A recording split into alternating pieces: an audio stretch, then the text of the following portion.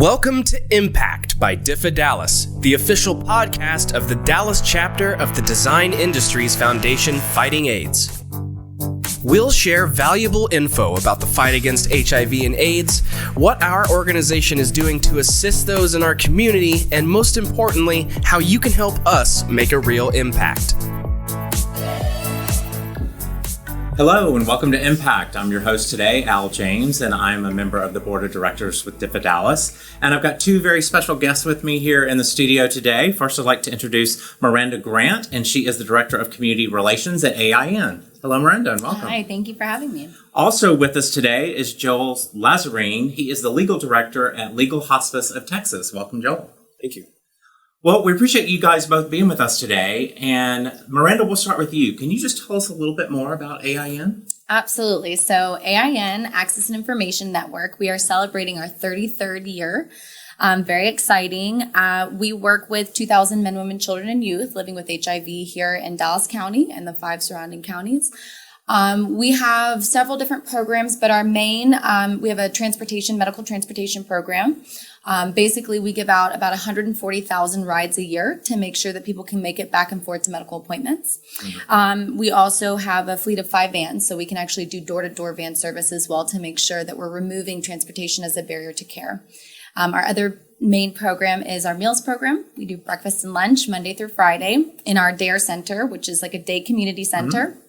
And in between breakfast and lunch, we do all kinds of activities, everything from crafts to education, information. Hoping to have Legal Hospice come and speak to our clients pretty soon and just keep them informed on the resources available. How many hot meals a day are you guys serving? We serve breakfast and lunch. That equates to about 25,000 meals a year. Wonderful. Awesome. And Joel, tell us a little bit more about the Legal Hospice of Texas. Legal Hospice of Texas is a nonprofit law firm. We've been around about 30 years, and we assist people with HIV and people with terminal illnesses and with issues, health-related legal issues like estate planning, housing, returning to work, leaving work for disability, housing, credit, things like that.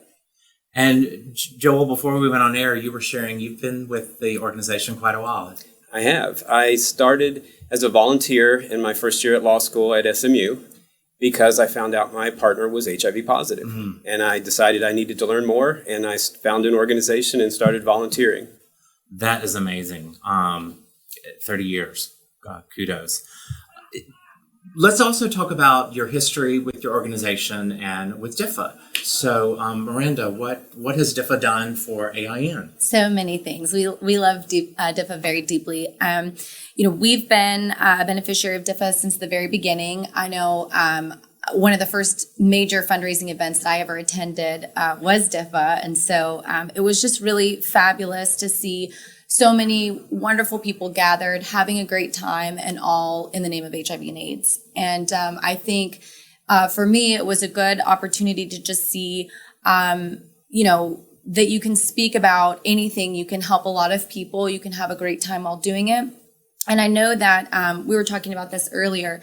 DIFFA just has a really wonderful culture when it comes to working with the ASOs. We're really seen as community partners. And so we really appreciate the opportunity not only to be a part of DIFFA, but to be here today.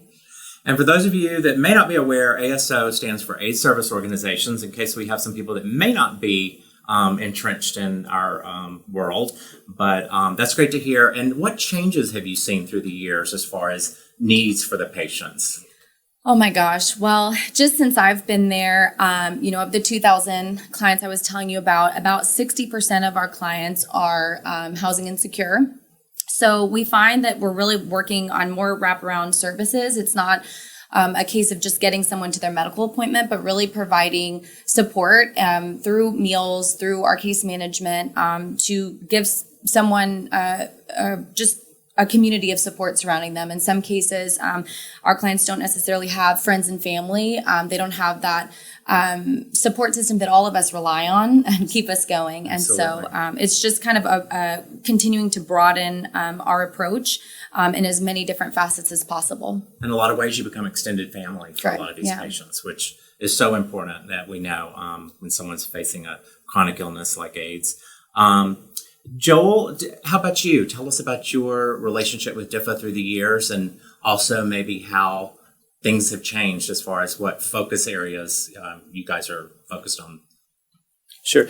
We love DIFFA funding, mostly because it is not as limited as some of our other funding. Some of our other funders have such income limitations that we have our hands tied. We have a client that makes a little too much money and suddenly we can't provide new services. DIFFA kind of fills that in. So it gives us so much more flexibility to help people we feel are really needy, really need our help, and we can do that with the DIFFA money. As far as myself, I love the DIFFA events just because they're fun. I mean, I have a good time every time I go. So do you recall what your first DIFFA event that you attended was? I think the first one was probably it was the spring event, the big event, the fashion show. Mm-hmm. But I've also really enjoyed the Burgers and Burgundy events and the wreath event. All of them are just wonderful.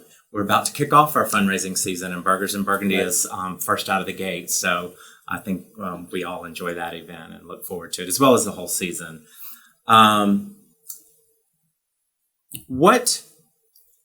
What kind of, you bring up a good point earlier about how DIFFA's funding is a little less restrictive and more flexible. I recall in the early days, we were trying to focus a lot of our funding on, where Ryan White dollars, fell short. Mm-hmm. And as we all know, those dollars have continued to be cut. So our funds aren't as restrictive. And I think what we try to do a good job of, and hopefully we do, is really get out into the community. We do site visits. We're doing our grant planning and really go with open ears and listen to the organizations as to, where are the shortfalls? Where are you struggling to get funding for what programs? And so I think that's where DIFFA really does fill a good niche in the community, especially in regards to funding for people living with AIDS. Miranda, do you recall what your first event, the jacket event as well? Or? Absolutely. It was Cirque Rouge. Blew my mind. My favorite part, and for the past 6 years that I've been at AIN, I've been event and volunteer coordinator. So I help coordinate our fall event and then our larger gala style, which is 450. That's large for us. But, you're always looking at what else is out there and gathering inspiration. And so when I first started, we had gone through our first Bloom and Ball, which is our spring event. And right afterwards, I had the opportunity to go to the Cirque Rouge, and I will never forget when there were people in body paint with chains. Their models were walking them down. They were crawling down the runway, and I was like, what is happening? This is amazing. And it stuck with me ever since. And it just helped me to learn that you can always push the boundaries, and, fundraising and, working with people who have great needs doesn't have to be all, brick and mortar and paper pushing. It can be fun and fabulous and wonderful. And it encourages you to just continue to be creative, because again, my motto is how do we make it almost like DIFFA, but on, our little AIN, little budget. But you learn that there's no substitute for creativity. And so, yeah, I definitely remember it. Wonderful. Joel, I'm going to go back to you real quick. Can we just touch on some of the areas where you guys do provide service? I'm sure clearly, medical insurance assistance and trying to, help get insurance to pay things, but there's probably a lot of patients that don't have insurance. And what are some of the key areas that you guys get asked for help with? It's changed a lot through the years. It used to be that we did a lot of estate planning, and that was in the years where partners had no rights and we really needed those documents. And that was what I did a lot of the first few years I was there. But now we still do those areas. But we work a lot more trying to keep people with benefits and getting people on benefits. So people that are not doing well and need to go on disability, we've always done that, but we continue to do that. But also people that want to go back to work, we help them through that process too. So we're doing a lot. We have a lot of housing issues right now too. As affordable housing is decreasing in Dallas, especially near the hospital district, it's harder and harder for our clients to find housing, and they're not always in the best places. So they have a lot of problems with their landlords, and we handle quite a few housing issues every month now. Yeah, I can imagine. Let's talk a little bit about collaboration. You touched on it, Miranda, a little bit earlier about how you guys were going to invite the legal hospice to come speak. But I know it's important that the organizations that aren't duplicating services. And can either of you speak a little bit to collaboration and how either together you've worked or how you've worked with other organizations in the community that are helping patients living with AIDS? Absolutely. I think one of the challenges, we were actually talking about this earlier, one of the greatest challenges is that there are a lot of resources available, but with funding change and program changes, trying to keep track of it all, it can be a challenge. And so part of why it's so important to have relationships, close relationships, that's why I asked, as I've learned more information on legal hospice, I said, come on and speak with our clients. It's one thing for me to tell the clients, hey, this resource is available to you. It's another thing to have a representative really come and be able to answer the questions that I can't. I think that it seems, and I feel that we're more and more on the same page, that we need to continue to communicate together as much as possible, because as great as Google is, it doesn't have all the answers. Of course. Joel, do you have anything to add on collaboration? Yeah, we try a lot to keep up with the different programs going on at the other agencies so that we can make referrals. We're constantly referring people to other agencies, whether it's for transportation assistance or they need a meal, that kind of thing. We're constantly referring people out, and I think I know we constantly get referrals from other agencies. That's where we get a lot of our work. So, are y'all seeing the demographic profile of the typical client in your organization changing? What did that look like? What does it look like today? Well, I'll let you speak a little bit on that, just because of, in the 28 years I know. I would say things have changed a lot. We're still helping a lot of the clients that maybe have been positive for many years, just because of the factor that they had a high viral load for many years when the medications weren't as good, and because they took some of the medications that had pretty serious side effects. So I would say a lot of the more recently diagnosed individuals have less physical problems, maybe. That doesn't mean they don't have struggles and that they don't have insurance problems or other problems that they deal with, but maybe a little bit less medical problems. But we are constantly getting clients that didn't know they were positive, so therefore we're not on medication. So they come in with a very low T cell count and a very high viral load. So we have some of those clients, but we also have a lot of the clients that have been, fighting HIV for 30 years, 25 years, and have an impact from that. The medicines certainly have advanced and are keeping patients alive. And I think there's the newer generation that unfortunately thinks, it's not a big deal and I can take a pill and be okay. And unfortunately, after our generations, where we were losing our friends, times have changed. But I do fear for the younger generation that may not be getting that message that was so obvious to some of us. So, and to speak to that as well, the average age of our client is 65 years old for our longer term clients. Upwards of 80 are people of color. And so that I know has been a change. And then just when you were talking about the younger generation as well, I think that's been one of the privileges and challenges. I was born in 88, and so my perspective is my perspective. But it's so important. And even, I'm 31, my niece is 14, and even trying to talk to her, there's just even so much of a gap. But it's part of that greater conversation of what's going on with healthcare, with resources, with opportunities, and trying to find ways to connect with people across the board. Because the bottom line is that, there's a lot of work yet to be done, and we can't make that happen if we're not on the same page and we don't all agree that it's important. So absolutely. I don't know if either of you are watching Pose on FX, but wow, that show just takes you right back into the early 90s, right when the epidemic was, so prevalent and we were losing so many lives.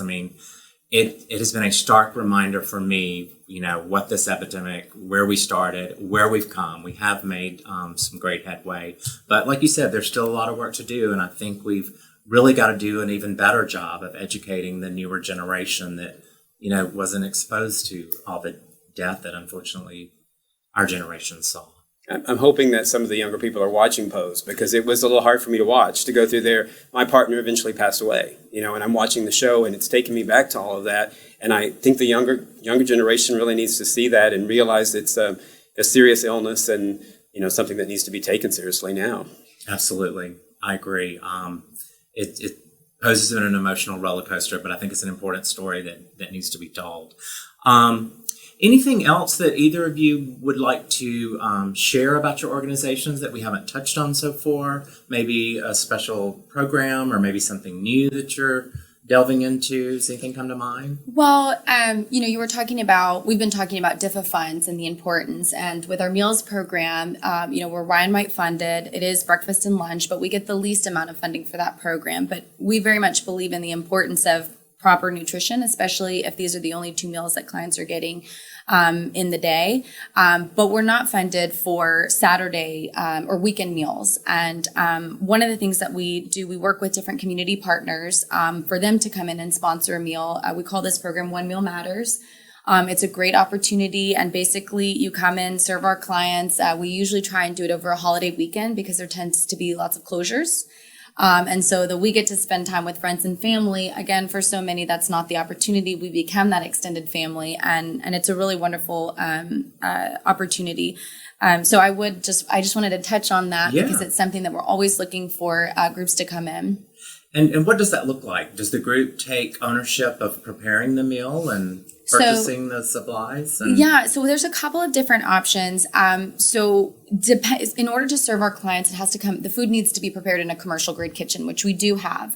A lot of people go the route of, ordering food, everything from, we've had Olive Garden, we had a taco bar this past Saturday, we have barbecue coming up on the Saturday the 14th. And they just place an order with a restaurant and do like a catering order. So it comes with all the knives and forks and paper plates and things like that. And then they just come in and serve the clients. We usually, we start this at 3:00. That's kind of a strange time. But again, if this is your only meal, it's sort of like a brunch, it's not like an early breakfast or a late dinner and then that gap in the middle of the day. And then afterwards we play bingo, which is a crowd favorite. And then we do have some people that prefer to make the food, and they just come in early and prep and cook everything right there in the kitchen. How many people are they trying to feed in one sitting? Like if there's an organization watching that says, hey, we'd like to do that, how many can they expect to Absolutely. prepare for? We say to average for 40. Okay.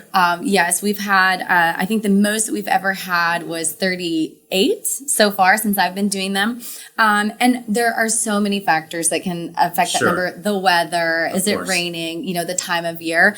But since we've moved to doing them across these holiday weekends, which it is sometimes more difficult to get a group to give up their holiday, I always say it really kind of makes mine. I would be at home watching TV, or I could be, serving this meal, and it makes the holiday really impactful. But since we've been doing them across holiday weekends, we've seen our numbers really grow, and I wouldn't be surprised if we start going upwards of 40, which would be fabulous. Wonderful. Joel, how about you? Are there certain volunteer opportunities with your organization that you would like to let our viewers know about? There's always the opportunity for people to volunteer with our organization in lots of ways, not just people who are trained in legal matters, but also there's always work to do preparing for our fundraisers or to help around the office. So we always encourage people to give us a call. Yes. Wonderful. Well, we appreciate you guys coming in today and sharing more about the wonderful work that you do in our community. We appreciate it. We love having you guys as a partner at DIFFA, and together we are going to help people living with AIDS live a better life. So that's going to wrap it up for today, folks. I hope you'll join us on the next episode of Impact.